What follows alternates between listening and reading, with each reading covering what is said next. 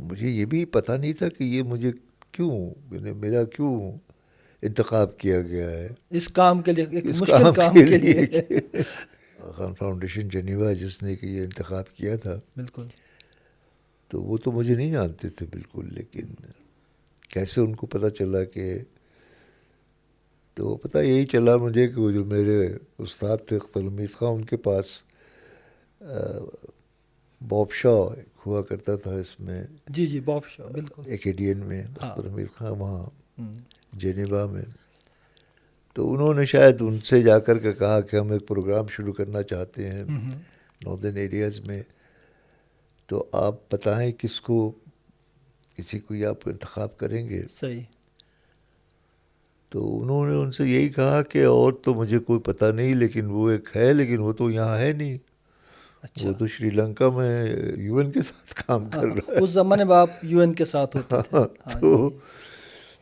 تو انہوں نے کہا کہ اگر آپ کو وہ مل جائے تو شاید یہ پروگرام آپ کا جو ہے وہ چل جائے. وہ واحد بندہ ہے جو اس چیلنج کو قبول کر سکتا ہے، کیونکہ بڑا چیلنج تھا. ان پہاڑی علاقوں میں نہ کوئی ترقی تھی، نہ کوئی روڈز تھے، نہ کوئی اکانومی تھی. اب مجھے تو خود ہی پتہ نہیں تھا نا کہ یہ کیا ہوگا، یہ کیا حالات ہوں گے. بہرحال وہ یہ ہوا کہ جناب باب شاہ صاحب جو تھے وہ وہاں پہنچ گئے میرے پاس شری لنکا، اور بڑا کنونس کیا مجھے کہ آپ آ جائیں وہاں پر. تو میرا خیر جو تجربہ تھا پاکستان میں اس کام کرنے کا، جب میں Pakistan academy for rural development Peshawar میں نے کیا، تو وہ کچھ اچھا نہیں تھا. نہ لوگوں نے پسند کیا، بلکہ کافی جیلسیز ہو گئی، کیا میں نے کہا. بہرحال انہوں نے کہا کہ نہیں، یہ تو ہمارا اپنا پروگرام ہے. اور تو that's how I ended up. تو آپ پہنچ گئے، اور اس کے بعد پھر جب آپ گاؤں جانے لگے، پہلا تجربہ کیا تھا؟ آپ کہاں سے شروع کیا؟ مطلب جب آپ گلگت گئے، آفس بنایا، تو کہاں سے شروع کرنا ہے، کیسے کرنا ہے، کس گاؤں میں جانا ہے؟ وہ کوئی اس طرح کا سر تجربہ جو عام لوگوں کے ساتھ آپ کا انٹریکشن ہوا تو کیسا تھا؟ نہیں، اب ظاہر ہے میں سمجھ رہا تھا کہ ایک ڈی این نے یہ مجھے بلایا ہے تو یہاں پہ سارے انتظامات ہوں گے، تو وہاں پہنچا تو وہاں تو کچھ بھی نہیں تھا. اچھا. لیکن اتفاق سے جو میرے پرانے سول سروس کے کولیگس تھے وہ تھے وہاں پر. تو میں نے جو کمشنر تھے جمیل، ان سے جا کے کہا کہ بھائی میں یہاں آیا ہوں اور مجھے دفتر چاہیے. ٹھیک ہے.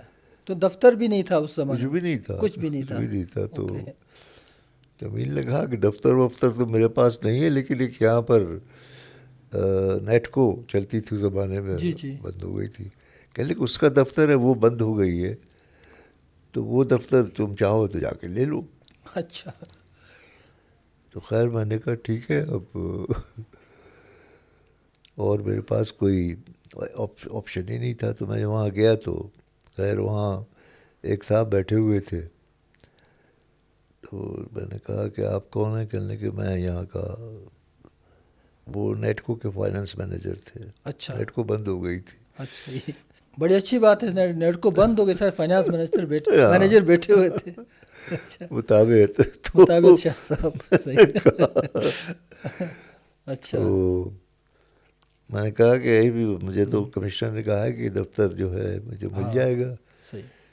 تو آپ کیا کرتے ہیں؟ کہتے میں تو فائنانس مینیجر ہوں اس کا. تو میں نے کہا ٹھیک ہے، آپ کو ہم اپنا فائنانس مینیجر بنا لیں گے. اچھا، آپ نے وہاں سے اس کو زبردست بلڈنگ کے ساتھ آپ کو بھی بلڈنگ کے ساتھ آپ نے مطابق شاہ کو بھی اٹھا لیا وہاں سے. زبردست، انٹرسٹنگ. تم نیٹکو والے مان گئے سر اتنی مطلب نیٹکو تو بند ہو گئی تھی. اچھا، وہ ہاں ان کے لیے ظاہر بات ہے وہ بند ہو گئی تھی. They are in the process of winding, اور وہ اس میں مطابق جو بیٹھا ہوا تھا اس لیے بیٹھا ہوا تھا. تو that is how our speech started there. Okay.